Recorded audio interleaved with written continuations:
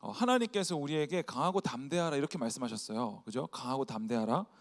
그런데 우리는 언제 강하고 담대할까? 한번 생각해 본 적 있어요? 우리 목자들이랑은 한번 나눴는데 제가 대구에 처음 와가지고 이제 애들이랑 늘 키즈 카페 이런 데를 갔거든요.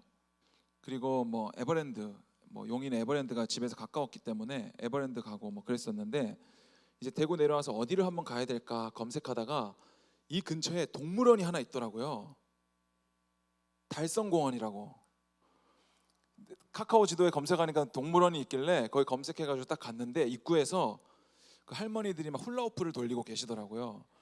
그래서 여기는 도대체 무슨 사자가 분명히 있다고 들었는데 어떻게 저 할머니들이 저렇게 이 늦은 시간에 산책을 하고 계실까 하고 이제 들어가 봤더니 안에 진짜 코끼리도 있고 사자도 있고 다 있더라고요. 제가 언제 강하고 담대한가를 생각해 봤더니 제가 한창 운동할 때, 제가 모르시는 분들 계신데 제가 체대에 나와서 트레이너 했거든요. 한 7년 정도 트레이너 생활했고요. 직장 생활 한 4년, 3년 반 정도 한 것 같습니다. 트레이너 할 때 제가 운동을 한참 몸이 좋을 때, 뭐 그때는 뭐 3대 측정 이런 거 하지 않았었거든요. 요즘에는 3대 측정 하잖아요. 뭐 3대 500 이런 거 하는데 제가 그때 한 400, 한 60 정도 들었던 것 같아요. 500 안 됐던 것 같아요. 모르겠어요. 계산해 본 적이 없어가지고. 그런데 그때 그 몸이 이렇게 근육으로 빵빵할 때 있잖아요. 그때가 굉장히 저는 강하고 담대할 때였어요. 그러니까 동물원, 서울대공원에 가면 이렇게 표범이 이렇게 머리 위로 지나다니거든요. 그물망 사이로 통로가 있어가지고 표범이 지나가는데 표범은 제가 이길 수 있을 것 같더라고요.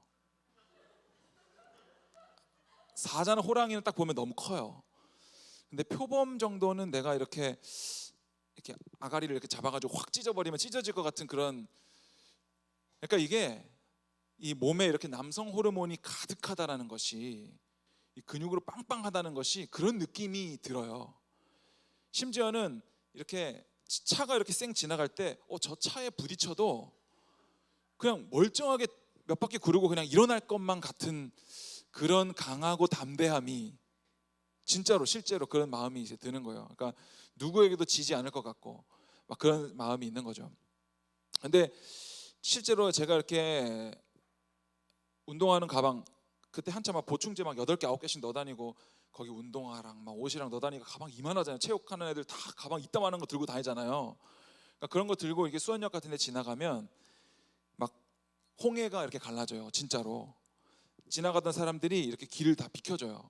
근데 저는 그때 예수님을 믿고 교회를 다닐 때였기 때문에 안 그러셔도 되는데 막 이런 마음이 있는 거예요. 안 비켜주셔도 되는데 저 그런 사람 아닌데요. 막 이거를 제가 말로 할 수는 없으니까 온갖 표정으로 이렇게 막 웃으면서 일부러 막 저 나쁜 사람 아닌데 막 지나가면 감사합니다 뭐 이렇게 하면서 그렇게 하는 거예요. 그러니까 언제 우리가 강하고 담대한가 생각해 봤더니 제가 참 그 근육이 아주 많을 때. 근데 제가 운동을 이렇게 열심히 했던 이유 중에 하나는 제 아내가, 제 여자친구가 혹시라도 불안당에게 당할 때 제가 그거를 딱 멋지게 나타나가지고 구해줘야 되겠다. 그리고 혹시라도 이렇게 뭐 낭떠러지 같은데 우리 아내가 떨어지거나 하면 내가 이걸 확 잡아가지고 확 멋있게 끌어당겨야 되겠다라고 운동 열심히 했는데 근육은 아무 쓸데가 없습니다, 여러분. 근육은 정말 아무 쓸데가 없어요. 그래서 참 남들 앞에서 근육이 많아서 막 이렇게 막 건장해 보이고 막 무서워 보이고 하는 것이 그리스도인으로 사는 데 있어서 그렇게 큰 도움은 되지 않더라. 그죠? 막 우리가 뭐 싸울 것도 아니고 막 힘자랑할 것도 아니고 뭐 짐만 많이 들어요, 여러분. 짐. 막 뭐 짐 나를 거 있으면 야, 너 나와서 짐 좀 들어. 뭐 짐만 많이 들어 맨날. 그러니까 근육이 별로 쓸 데가 없다.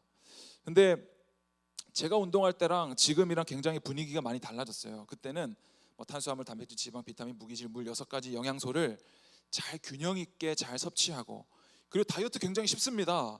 섭취 칼로리보다 소비 칼로리가 더 많으면 돼요. 이렇게 설명했는데 요즘에는 그렇게 설명하면 안 돼요.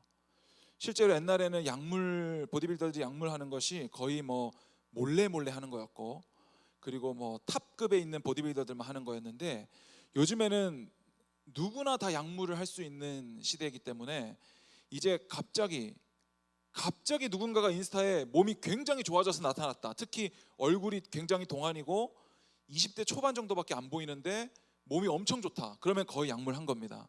약간 보디빌더들, 우리나라에 유명한 보디빌더 몇 명 있는데 그 정도가 되려면 거의 뭐 중학생, 고등학생 때부터 선수부를 보내야 그렇게 되는 건데, 갑자기 나타났다. 그러면 이제 약물을 거의 한 거거든요. 그런데 요즘에는, 그러니까 옛날에는 그냥 탄수화물, 단백질, 지방 뭐 하루에 5끼, 닭가슴살 한 조각 반씩, 고구마 1개에서 2개, 뭐 브로콜리 이만큼, 방울토마토 이만큼, 아몬드 이만큼 해가지고 5끼를 먹으면 그냥 됐어요.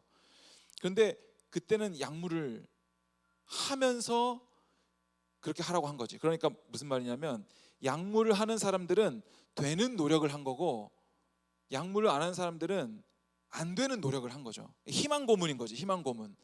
열심히 닭만 잡아먹은 거예요.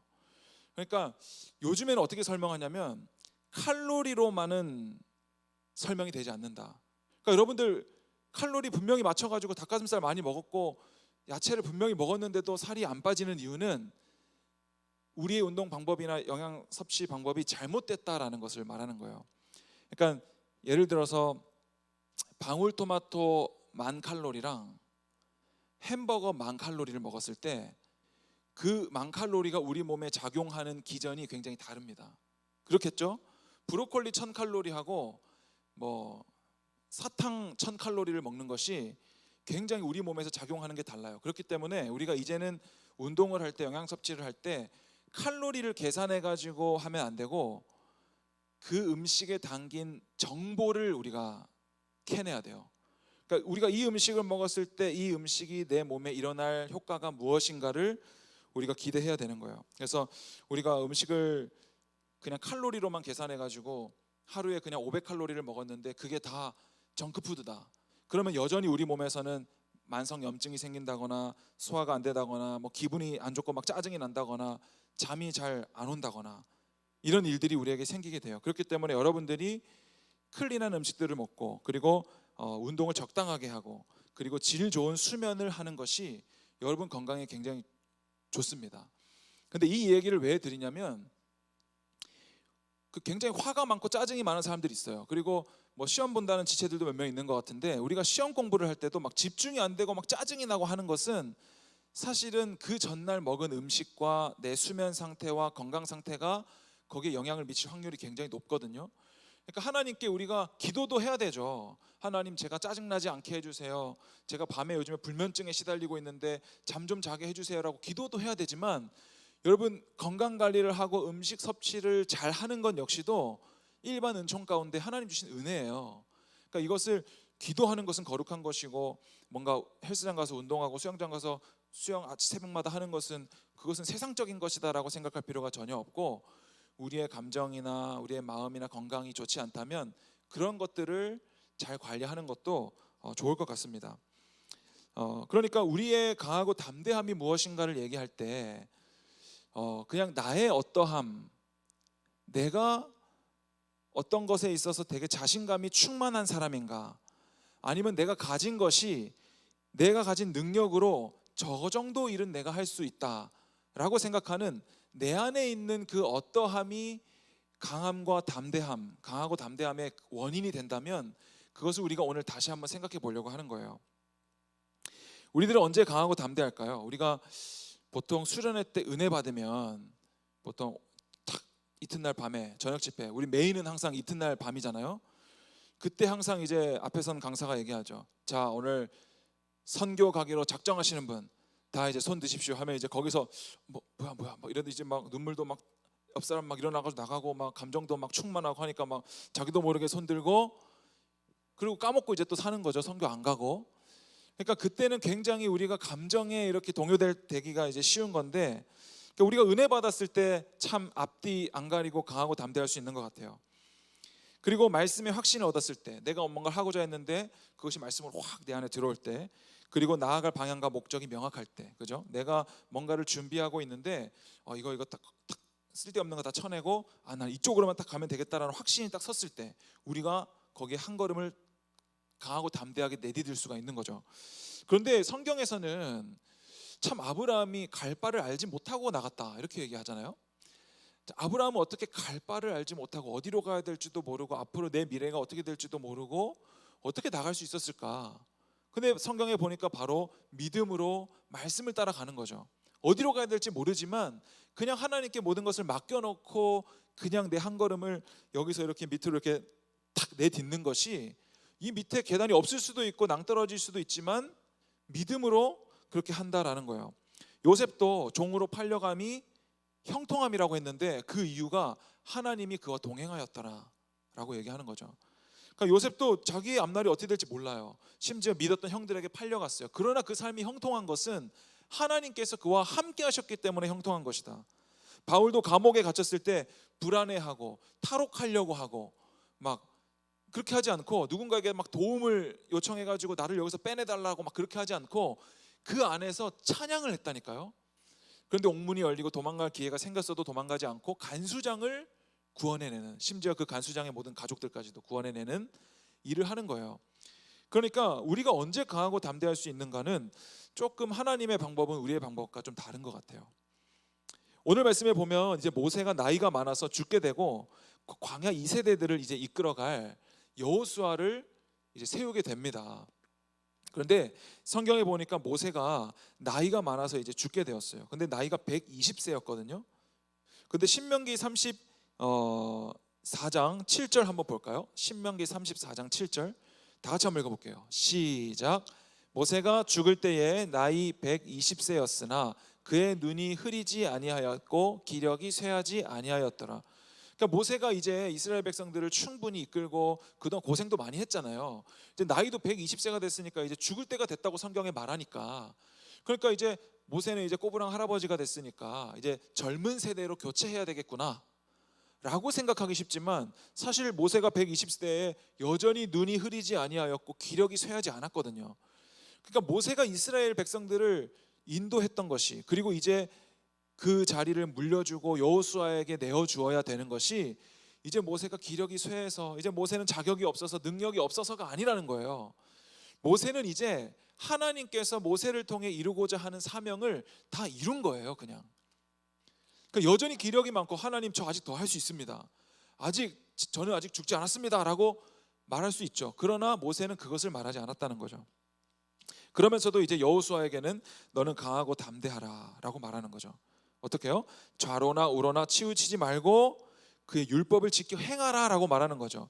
그러니까 모세의 강하고 담대함, 이제 후계자에게, 내 후임자에게 내가 그동안 해왔던 모든 사역들을 넘겨줘야 되는데 그걸 한마디로 요약하자니 좌로나 우로나 치우치지 말고 여호와의 율법을 지켜라, 그것이 너의 강하고 담대함이 될 것이다 라고 오늘 모세는 말하고 있는 겁니다. 우리가 율법을 잘 지켜 행하는 것, 그것이 바로 우리에게 강하고 담대함이 된다는 것인데, 그렇다면 이 율법을 지켜 행한다는 것이 무엇일까? 오늘 신명기 31장 3절 우리가 읽었던 말씀이죠. 다시 한번 읽어보겠습니다. 신명기 31장 3절 다 같이 시작. 여호와께서 이미 말씀하신 것과 같이 내 하나님 여호와께서 너보다 먼저 건너가사 이 민족들을 내 앞에서 멸하시고 내가 그 땅을 차지하게 할 것이며 여호수아는 내 앞에서 건너갈지라. 지금 이 이스라엘 백성들이 모압 평지에 진을 치고 있고, 이제 이 운동장만 건너면 경원고등학교가 보이는 것처럼 이 요단강만 건너면 가나안 땅이에요. 이제 보이는 거예요. 통일전망대 이렇게 보면 북한이 보이는 것처럼 이제 드디어 저 땅만 들어가면 되는 거예요.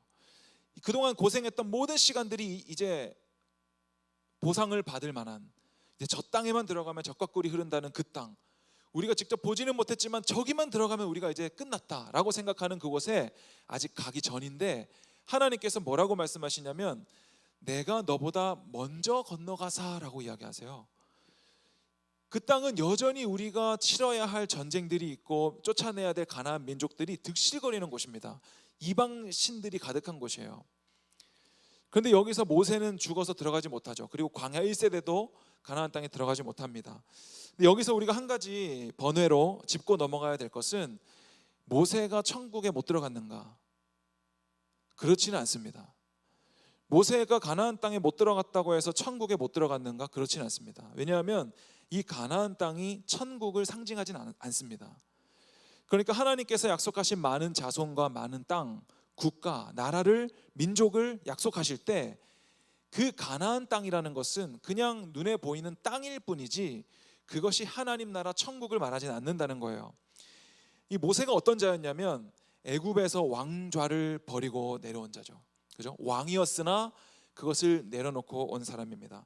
그리고 이적과 기사와 권능을 행한 자죠.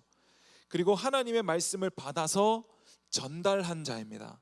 그리고 자기 생명을 걸고 이스라엘을 중보한 자이죠.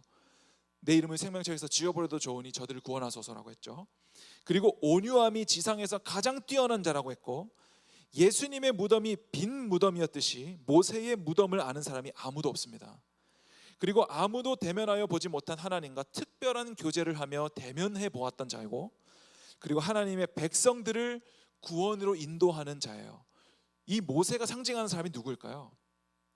예수님이죠. 예수님과 똑같은 거예요. 그러니까 이 모세, 이스라엘 백성들을 구원해내는 모세의 역할은 무엇이냐면 이스라엘 백성들을 죽음에서 생명으로 이끌어내는 율법. 그러니까 모세 오경이 상징하는 바가 뭐예요? 율법의 대표주자죠. 그러니까 이 모세, 율법으로 상징되는 모세가 이스라엘 백성들을 출애굽시키고 가나안 땅 앞에까지 가는 것, 그것이 바로 모세의 율법으로서의 사명이다라는 거죠. 근데 율법이라는 것이 여러분 악한 것이냐? 그렇지 않죠. 율법은 선한 것입니다. 왜냐하면 그리스도께로 인도하는 초등교사가 되기 때문이에요. 갈라디아서 3장 24절에 보니까 율법이 우리를 그리스도께로 인도하는 초등교사가 되어 우리로 하여금 믿음으로 말미암아 의롭다함을 얻게 하려 함이라. 25절, 믿음이 온 후로는 우리가 초등교사 아래에 있지 아니하도다. 개역 한글 성경에서는 몽학 선생이라고 했거든요. 몽학 선생은 뭘 말하냐면 그 유아기 때의 보모를 말해요. 보모. 유아기 때의 그 아기 봐주는 선생님을 말하는 거예요. 그러니까 오늘 율법이 우리에게 초등교사가 된다라는 것은 무엇이냐면 우리의 죄를 깨달아, 나는 소망이 없구나, 나에겐 구원이 없구나를 알아, 예수 그리스도를 보게 하는 것까지가 율법이 초등교사로서의 역할을 하는 거예요. 그러니까 초등교사, 여러분 초등교육을 받은 사람은 중등교육을 받고 고등교육으로 가게 되죠. 고등교육을 받은 사람은 초등교육이 필요가 없어요. 초등교육으로 다시 갈 필요가 없다니까요. 그러니까 이 초등교사로서의 율법이 예수를 보게 했다면 우리는 고등교사이신 예수를 만나게 되고, 그 고등교육을 받은 우리는 더 이상 율법으로 돌아갈 필요가 없는 거죠. 그러니까 갈라디아서 3장 25절에 믿음이 온 후로는 우리가 초등교사 아래에 있지 아니하도다라고 말해요. 히브리서 10장 1절에도 율법은 장차 올 좋은 일의 그림자일 뿐이요 참 형상이 아니므로 해마다 늘 드리는 제사로는 온전케 할 수 없다, 이런 말이 나옵니다. 그러니까 율법은 장차 올 어떤 일, 뭐예요 그게? 예수 그리스도죠. 율법은 예수 그리스도를 상징하는 그림자이기 때문에 우리가 그 그림자를 따라가다가 실체를 발견하게 되면 더 이상 그림자는 우리에게 필요가 없는 거예요. 우리가 아파트를 지을 때 모델하우스를 지어요. 모델하우스 가서 구경을 해요. 이것은 그 실체를 보게 하는 그림자, 형상이에요. 아파트가 다 완성되면 모델하우스는 그냥 헐어버리는 거예요. 그런데 우리가 여전히 모델하우스에서 나오기를 싫어하고 살고 있다, 거기 살고 있다라고 한다면 여전히 애굽으로 돌아가고자 하는 이스라엘 백성들의 죄악된 속성입니다. 그렇기 때문에 오늘 모세가 가나안 땅에 못 들어가는 것은 율법으로는 하나님 나라에 들어갈 수 없음을 설명하기 위한 율법으로서 초등교사로서의 도구로 사용되고, 가나안 땅에 모세는 들어가지 못하는 거예요. 그러나 마태복음 17장 변화산에서 예수님과 엘리야와 모세가 등장하게 되는 거예요. 모세가 지옥에 간 게 아니라 예수님과 함께 계시는 것이죠. 그러니까 이 가나안이 상징하는 것은 천국이 아닙니다. 왜냐하면 그 땅에는 여전히 가나안 민족들이 있고 이방신들이 있고 여리고 아이성 전쟁이 여전히 남아있는 곳이기 때문에 그렇습니다. 그러니까 다시 돌아가서 여호와께서 너보다 먼저 건너가사라는 것은 우리가 아직 저 땅에 들어가서 해야 될 전쟁과 그런 것들이 있어요. 그러니까 저 강을 건너가서 이제 저 땅의 모든 민족들을 몰아내야 되는데, 그럼 우리는 뭘 하겠어요? 만약에 이제 이 운동장을 건너서 다음 주면 우리가 운동장을 건너서 경원고등학교를 무너뜨려야 된다라고 한다면 우리는 여기서 뭘 준비하겠어요? 막 여기저기 전화해서 막 총칼 대포를 준비하고 뭐 막 경찰서에 신고하고 뭐 여러 가지 저 건물을 무너뜨릴 수 있는 뭐 여러 가지 것들을 우리가 대비하겠죠. 그러나 하나님께서는 오늘 출애굽기에서부터 계속 말씀하시기를 너희는 가만히 있어 내가 하나님됨을 알지어다라고 얘기하고, 내가 너희를 애굽에서 인도해낸 것은 내가 너희 하나님이 되려 함이다라고 말씀하시고, 그리고 오늘 말씀에서도 내가 너보다 먼저 건너가사라고 말씀하세요. 4절 말씀 한번 볼까요? 신명기 31장 4절 말씀. 자 보면, 또한 여호와께서 이미 멸하신 아모리 왕 시온과 옥과 및 그 땅에 행하신 것과 같이 그들에게도 행하실 것이라. 내가 너희를 지금까지 인도해 온 것처럼 그 땅에 가서도 내가 먼저 가서 그 모든 것들을 그렇게 해놓을 것이다 라고 말씀하고 있는 거예요. 그러니까 하나님께서 말씀으로 약속하셨고 또 먼저 가셔서 모든 것들을 이미 이루심, 그것이 우리에게 강하고 담대함이 된다라는 거예요. 여기까지는 굉장히 좋죠. 여기까지는 내용이 굉장히 좋습니다. 하나님께서 먼저 가셔서 다 해결해 주시는구나, 하나님께서 우리 대신해서 다 하시는구나, 너무 좋죠. 그러나 그 뒤에 보면 우리의 죄악들이 낱낱이 파헤쳐집니다. 제가 신명기를 보면서 27장에 보니까 이런 내용들이 나와서 이게 뭔 내용이야 하고 본 내용이 있는데 이런 거였어요. 너희들이 율법을 지켜야 되는데 그 율법의 내용들이에요. 첫 번째, 제가 좀 충격적인 것들만 몇 개 추렸어요. 첫 번째, 그의 아버지의 아내와 동침하지 말라. 그의 아버지의 아내면 누구예요? 어머니죠. 어머니와 동침하지 말라는 거예요. 그리고 두 번째로는 짐승과 교합하지 말라. 세 번째로는 나의 자매 곧 아버지의 딸이나 어머니의 딸과 동침하지 말라. 여동생이나 누나가 되겠죠. 네 번째로는 장모와 동침하는 자는 저주를 받을 것이라. 뭐 이런 내용들이 나오더라고요. 여러분들 이 말씀 읽으면서 어떤 생각했어요? 장모, 우리가 이 성경을 읽을 때 하나님 제가 그 정도는 아닌데요, 제가 아직 뭐 그 정도는 아닌데, 이렇게 생각하면 안 되는 거예요. 그러면 이 말씀이 오늘 나와 전혀 무관한 말씀이 되는 거예요. 하나님께서 우리에게 율법이라고 이렇게 말씀하셨는데, 너 이거 지켜 라고 말씀하셨는데, 하나님 제가 장모님은 아직 뭐 여기 뭐 어머니와 동침, 짐승과 교합, 이거는 조금 너무 앞서가신 것 같은데요 라고 한다면 그 말씀이 하나님의 말씀과 상관없는 자가 된다고요. 그러면 이 말씀 우리가 어떻게 받아들여야 될까요? 우리의 죄가 얼마나 추악한가. 우리의 죄가 얼마나 추악해요? 예수님이 죽으셔야 할 만큼 추악하죠. 동시에 우리를 얼마나 사랑하세요? 예수님이 죽으셔야 할 만큼 사랑하시죠. 그러니까 우리의 죄라는 것은 신이 인간이 돼서 죽으셔야 할 만한 추악한 죄라고요. 그러니까 내가 짓는 죄가 그저 그냥 어릴 때 6학년 때 슈퍼 가서 초콜릿 하나 훔쳤어요 라는 정도의 것이 아니라는 거예요. 예수님께서 십자가에 못 박혀서 죽으셔야 할 만한 죄는 바로 아버지의 아내와 동침하는, 짐승과 교합하고 아버지의 딸과 동침하고 장모와 동침하는 정도의 나로서는 상상조차 할 수 없는 추악한 죄인이 바로 나라는 거예요. 하나님은 그러한 죄인과는 한순간도 함께 하실 수가 없는 분이에요. 그렇기 때문에 예수님이 죽으시지 않고는 도무지 이 죄를 해결할 수 있는 방법이 없는 거죠. 전능하신 하나님께서 그냥 대충 이렇게 옮겨주시면 되는 거 아니에요? 사망에서 생명으로. 그런데 그렇게 하지 않으시고 친히 고난당하시고 친히 죽음을 택하셨다는 것은 그만큼 우리의 죄악이 너무나 추악해서 하나님은 죄를 알지도 못하고 짓지도 않으시고 모르시는 분인데 죽으심을 통해서만, 죄 없으신 분이 대신 그 값을 치름을 통해서만 죄가 상쇄된다라는 거죠. 그러니까 오늘 하나님께서 우리보다 먼저 가셨다라는 것이 바로 우리로서는 도무지 할 수 없는 일을 하나님께서 해버리시는 복음, 기쁜 소식이 된다라는 겁니다. 제가 전에도 말씀드렸듯이 23살에 제가 하나님을 부인했죠. 하나님 없습니다. 하나님 계시다면 증거 내놓으십시오.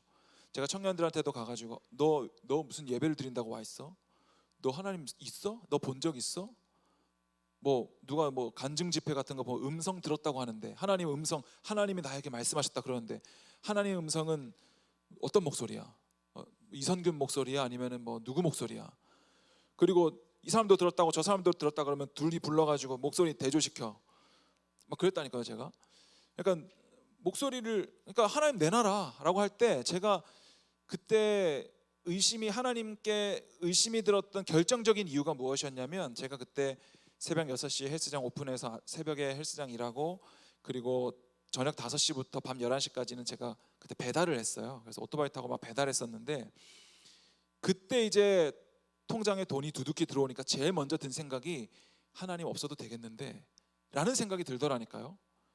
그러니까 뜨겁게 신앙생활 하던 그 누군가도 어떤 내 약점이, 내 죄악이 딱 드러나는 어떤 시점에서 하나님 없이도 너무 잘 사는 우리의 모습들을 발견하게 되는 거예요. 그러니까 신앙생활 어릴 때 열심히 하다가 청년돼서 안 나오고 이런 사람들이 생기는 거죠. 어릴 때 도무지 내가 성경에 나오는 하나님에 대해서 알지 못했고 그저 몸만 왔다 갔다 했기 때문에 결정적인 순간에, 우리 모두는 그 순간이 없었을 뿐이지 그 순간만 찾아오면 언제든지 하나님 버리고 떠날 수 있는 죄인이라는 사실을 우리는 기억해야 돼요. 그 죄가 바로 신명기에서 끊임없이 우리에게 말하고 있는, 레위기에서도 마찬가지고 그의 아버지 아내와 동침하고 짐승과 교합하고 이런 것들이죠. 그러니까 성경에서는 부모에게 거역하는 자는 성 밖으로 끌어내서 돌로 쳐 죽이라고 하는 거죠. 그런 죄예요, 하나님께서 죽으신 죄가. 그러나 그 죄에도 불구하고 결국에 믿는 자들은 하나님께서 잡으시고 구원해 내시고야 말죠. 제가 저번에 말씀 나눴던 것처럼 예수님께서 제자들에게 우리가 저 호수 저편으로 가자라고 말씀하셨으면, 그 갈릴리 호수를 지나가는 동안 어떤 파도와 바람과 풍랑과 이런 것들이 막 요즘에 지진으로 난리인데 뭐 그런 것들이 일어나도 성경 뒷장 넘겨보면 결국엔 도착해 있다니까요, 건너편에. 그러니까 오늘 이스라엘 백성들이, 광야 1세대들이 죄를 지어서 불순종해서 광야에서 다 죽임당하고, 이제 광야 2세대들이 약속의 땅을 눈앞에 두고 있어요. 이 2세대들이 여러분, 우리 부모님들이 광야에서 불순종해서 다 죽어나가는 것을 눈뜨고 봤던 사람들이라니까요.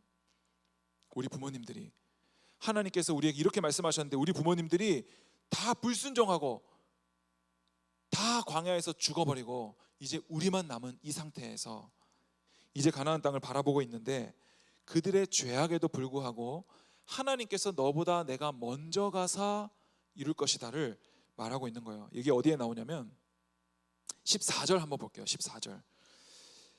이 말씀이 정말 멋있는 거예요. 하나님께서 너보다 먼저 건너가서 내가 다 해결해 놓을게 보다 훨씬 멋있는 건 이거예요. 14절 한번 제가 읽을게요. 여호와께서 모세에게 이르시되 내가 죽을 기한이 가까웠으니 여호수아를 불러서 함께 회막으로 나오라. 내가 그에게 명령을 내리리라. 모세가 여호수아가 나아가서 회막에 서니. 그러니까 이게 어떤 상황이냐면, 하나님께서 모세에게 말씀을 줬어요. 너 이스라엘 백성들 광야 2세대들한테 이렇게 말씀 전해 해서 모세가 이렇게 딱 서가지고, 여러분들은 이제 저 땅에 들어가게 될 것인데 하나님께서 여러분들보다 먼저 건너가셔서 다 모든 것들을 이루겠다고 약속하셨습니다. 이렇게 딱 말했는데 하나님이 뒤에서 이제 모세, 여호수아만 뒤로 이렇게 딱 부르는 거예요.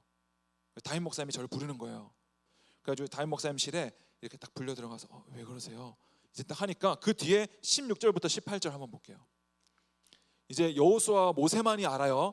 이스라엘 모든 여러분들은 이제 들어간다. 이제 하나님께서 먼저 가셔서 다 해결하신다. 이제 이렇게 알고 계시는 거예요.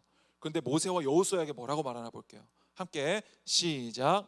또 여호와께서 모세에게 이르시되 너는 내 조상과 함께 누우려니와 이 백성은 그 땅으로 들어가 음란히 그 땅의 이방 신들을 따르며 일어날 것이요 나를 버리고 내가 그들과 맺은 언약을 어길 것이라. 내가 그들에게 진노하여 그들을 버리며 내 얼굴을 숨겨 그들에게 보이지 않게 할 것인즉 그들이 삼킴을 당하여 허다한 재앙과 환난이 그들에게 임할 그때에 그들이 말하기를 이 재앙이 우리에게 내림은 우리 하나님이 우리 가운데에 계시지 않은 까닭이 아니냐 할 것이라.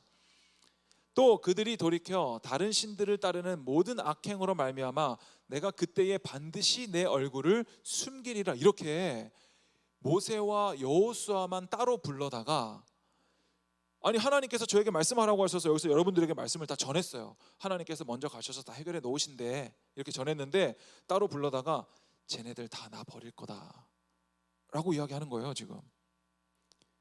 그런데 하나님께서는 여러분들이 죄를 지을 것을 다 아시면서도 내가 먼저 건너가서 너희들을 약속의 땅에 들어가게 할 것이다 라고 말씀하고 있다니까요. 그것이 사랑이죠. 그것이 은혜고, 사랑할 만한 자들을 사랑하면 무슨 상이 있겠느냐. 이방인들고 세리도 그렇게 한다. 그러니까 우리는 전혀 사랑받을 만한 존재가 아닐 때, 여전히 죄인 되었을 때에 예수님께서 십자가에 달리셔서 자기 사랑을 확증해 버리신 은혜가 오늘 구약이나 신약이나 할 것 없이 여전히 모세도 다 알고 있어. 모세도 다 알고 있고, 여호수아, 이제 여러분들을 이끌어야 될 차기 리더 여호수아죠. 여호수아도 이스라엘 백성들을 이제 이끌고 이제 강하고 담대, 새 출발인데, 그래도 이제 새 출발인데 이제 강하고 담대하자. 그래, 모세 선생님이 했던 가르침대로만 하면 되겠지 하고 있는데, 얘들 다 나를 버리고 음란하게 행해서 내가 너희들에게 얼굴을 가리울 것이다 라고 말한다면, 여호수아가 무엇으로 도대체 강하고 담대하겠냐 이거예요. 근데 하나님께서 오늘 우리에게 이렇게 말하는 거죠. 모세도 뭐라고 말하냐 볼게요. 31장 27, 29입니다. 31장 27, 20. 자, 함께 시작. 내가 너희의 반역함과 목이 곧은 것을 아나니 오늘 내가 살아서 너희와 함께 있어도 너희가 여호와를 거역하였거든. 하물며 내가 죽은 후의 일이랴. 29. 내가 알거니와 내가 죽은 후에 너희가 스스로 부패하여 내가 너희에게 명령한 길을 떠나 여호와의 목전에 악을 행하여 너희의 손으로 하는 일로 그를 경노하게 하므로 너희가 후일에 재앙을 당하리라 하니라. 이렇게 말하고 있죠. 모세도 다 알고 있어요. 그 옆에서 조용히 듣고 있었던 여호수아도 다 알고 있습니다. 이스라엘 백성들이 결국에는 내가 살아있을 때도 너희들 그렇게 죄짓더니 내가 죽고 나서 뻔하다 뻔해라고 지금 모세가 말하고 있는 거죠. 그러니까 모세가 살아있을 때도, 광야에 있을 때도 너희 부모들이 어떻게 죄짓고 다 죽어나갔는지 너희들 다 봤지. 근데 너희도 다를 거 없어. 이렇게 말하고 있는 거예요.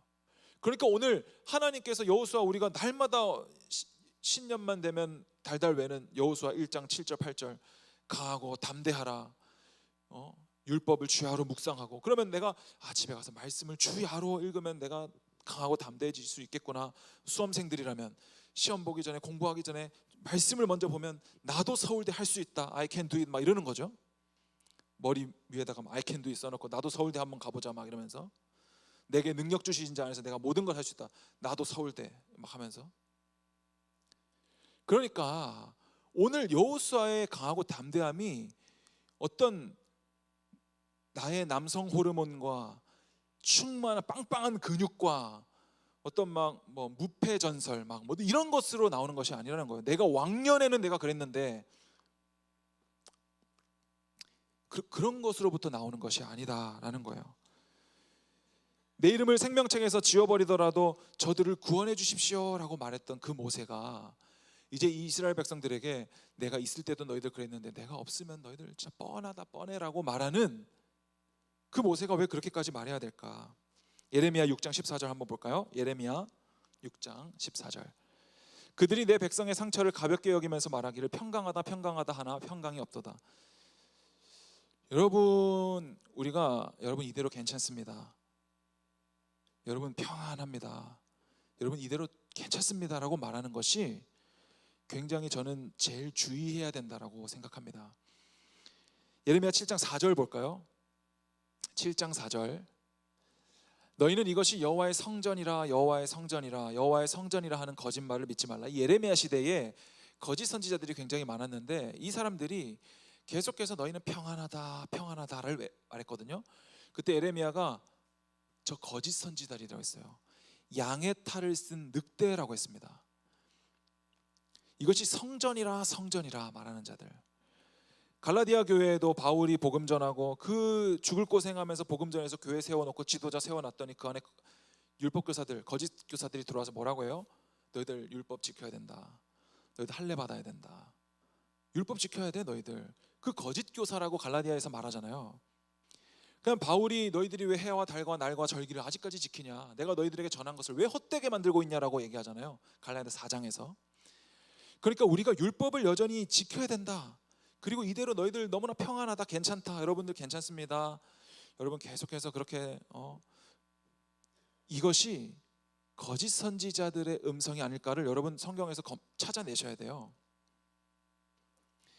오늘 모세가 이스라엘 백성들에게 너희들은 다 음란히 하나님을 떠날 것이고 너희들 가나안 땅 들어가지, 너희들 정말 그 죄가 너무나 추악해 라고 말하는 것이, 우리의 죄를 깨닫는 것이 우리의 강하고 담대함이 될 수 있다니까요. 왜냐하면 하나님께서 그 모든 것을 아시고도 그 땅에 먼저 들어가셔서 그 모든 것들을 결국에는 이루고야 마실 것이기 때문에. 그러니까 오늘 우리의 강하고 담대함은 내가 뭘 잘했는가 못했는가가 아니고 나의 죄를 깊이 깨달아 주님 앞에 회개하며 율법의 초등교사로서 예수를 보게 하고, 예수를 본 자들은 그 고등교사이신 예수를 본 자들은 다시는 초등교사로 돌아가지 않는, 율법으로 다시는 돌아가지 않는 그 예수 안에 믿음으로 의롭다 칭함받는 은혜가 우리에게 있어야 되는 거예요.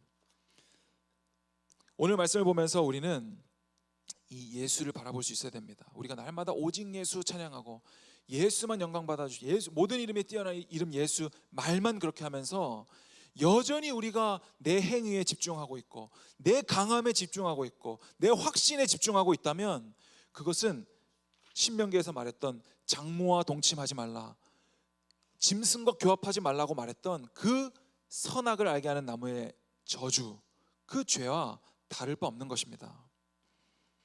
하나님께서는 우리가 아직 죄인 되었을 때에 대신해서 그 심판을 당하시는 분이십니다.